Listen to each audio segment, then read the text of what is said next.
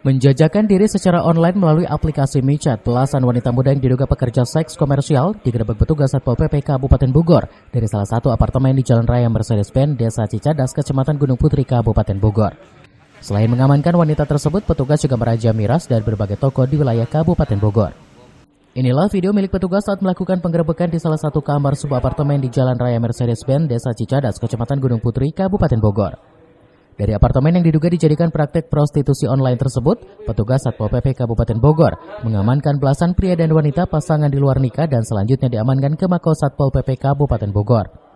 Dari hasil pemeriksaan petugas, 5 orang wanita muda terbukti melakukan praktik jual diri melalui aplikasi MiChat dan selanjutnya kelima wanita yang sering melayani tamunya di apartemen tersebut diasesmen ke Dinas Sosial Jawa Barat yang berada di daerah Cibadak, Sukabumi. Di beberapa tempat, sekali lagi dia ini dalam rangka menghadapi bulan suci Ramadan dan kita tidak akan henti sampai menjelang mau puasa dan nanti di pertengahan puasa dan di akhir puasa. Kemudian di samping itu kita juga tadi menyita dan memeriksa perempuan-perempuan yang melalui online MiChat di salah satu apartemen. Dan alhamdulillah ada beberapa pasangan yang terkena dan insya Allah hari ini pun akan kita BAP dan kalau seandainya memang dia terbukti akan dilakukan tindakan sesuai dengan aturan yang berlaku yaitu dibawa ke panti sosial. Tentunya hari ini cukup lumayan banyak yang kita dapatkan, kurang lebih 500 botol.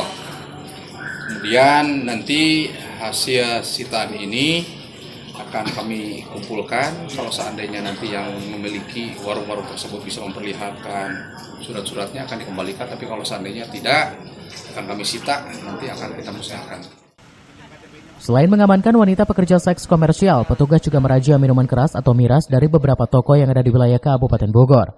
Hal ini dilakukan dalam bentuk menciptakan keamanan dan kenyamanan menjelang bulan suci Ramadan dan akan terus dilakukan selama bulan suci Ramadan.